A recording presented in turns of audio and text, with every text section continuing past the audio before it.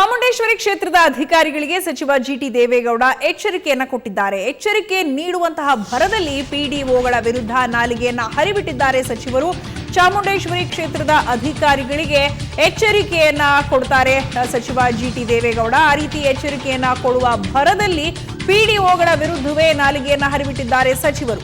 ನಾವ್ಯಾರು ಅಧಿಕಾರವಿದೆ ಅಂತ ಅಧಿಕಾರ ದೌರ್ಜನ್ಯ ಮಾಡಬಾರದು ಅಂತ ಹೇಳ್ತಾರೆ. ಹಾಗೆ ಅಧಿಕಾರ ನಮಗೆ ಶಾಶ್ವತವಿಲ್ಲ, ಪಿಡಿಒಗಳು ಮಿತಿ ಮೀರಿದ್ದಾರೆ.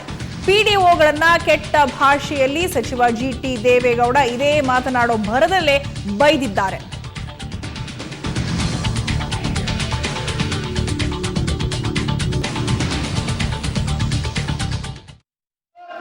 ನಾವ್ಯಾರು ಅಧಿಕಾರ ಇದೆ ಅಂತೇಳಿ ದೌರ್ಜನ್ಯ ಮಾಡಬಾರ್ದು, ಅಹಂಕಾರ ಮಾಡಬಾರ್ದು.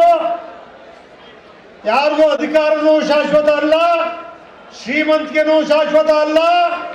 ಬಡವ್ರ ಕಣ್ಣೀರು ಒರೆಸಿ ನಿಮ್ಮೂರಲ್ಲಿ 5 ಲಕ್ಷ 10 ಲಕ್ಷ ಹೊಡಿತಾನೆ, ಅವ್ನ ಮನೆ ಕಟ್ಟಿಗೆ ಖಾತೆ ಮಾಡಯ್ಯ ಅಂದ್ರೆ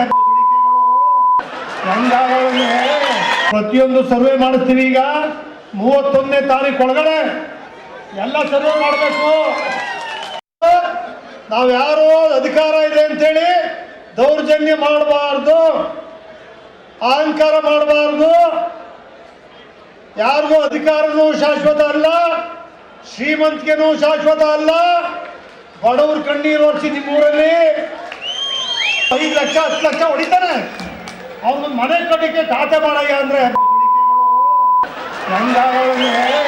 ಪ್ರತಿಯೊಂದು ಸರ್ವೆ ಮಾಡಿಸ್ತೀವಿ. ಈಗ 31ನೇ ತಾರೀಕು ಒಳಗಡೆ ಎಲ್ಲ ಸರ್ವೆ ಮಾಡಬೇಕು.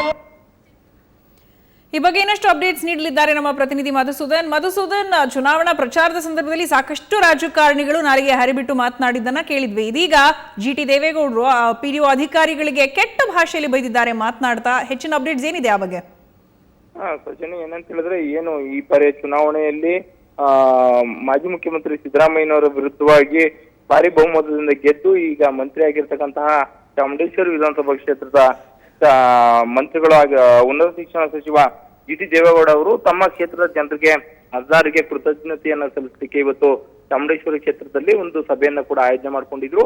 ಆ ಕೃತಜ್ಞತಾ ಸಭೆಯಲ್ಲಿ ಅಧಿಕಾರಿಗಳಿಗೆ ಅಂದ್ರೆ ತಮ್ಮ ಮತದಾರರನ್ನ ಓಲೈಸುವಂತ ಇದರಲ್ಲಿ ತಮಗೆ ತಮ್ಮ ಕ್ಷೇತ್ರ ಜನರಿದ್ದಾರೆ, ಜನರ ಹತ್ರ ಬೇಷ್ ಅನ್ನಿಸ್ಕೊಳ್ಳಿಕ್ಕೆ ಆ ರೀತಿಯಾದ ಮಾತಾಡ್ಲಿಕ್ಕೆ ಹೋದಂತಹ ಸಚಿವರು ತಮ್ಮ ನಾಲಿಗೆಯನ್ನು ಅರಿಬಿಡ್ತಕ್ಕಂಥ ಸಂದರ್ಭದಲ್ಲಿ ಅಸಂವಿಧಾನಿಕವಾದಂತಹ ಪದಗಳನ್ನ ಅಲ್ಲಿ ಬಳಕೆ ಮಾಡಿದಂಥದ್ದು ಒಂದಷ್ಟು ಆಕ್ಷೇಪಕ್ಕೂ ಕೂಡ ಕಾರಣ ಆಗಿತ್ತು. ಯಾಕಂತ ಹೇಳಿದ್ರೆ ಈಗಾಗಲೇ ಕೂಡ ಏನು ತಮ್ಮ ಕ್ಷೇತ್ರದಲ್ಲಿರ್ತಕ್ಕಂಥ ಅಧಿಕಾರಿಗಳ ವರ್ಗ ಏನಿದೆ ಬಡ ಜನರ ಕೆಲಸಗಳನ್ನ ಮಾಡ್ಕೊಡ್ತಾ ಇಲ್ಲ.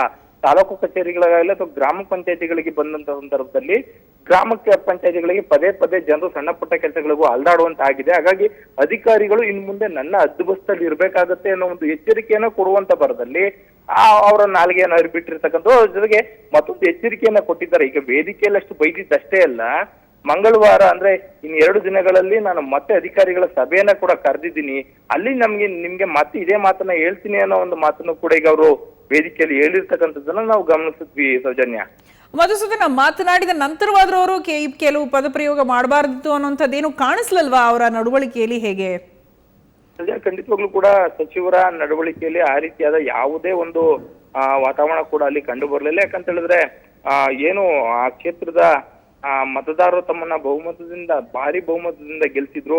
ಆ ಮತದಾರರಿಗೆ ಕೃತಜ್ಞತೆಯನ್ನ ಸಲ್ಲಿಸಲಿಕ್ಕೆ ಒಂದು ದೊಡ್ಡ ಕಾರ್ಯಕ್ರಮವನ್ನೇ ಕೂಡ ಅವರು ಆಯೋಜನೆ ಮಾಡಿದ್ರು.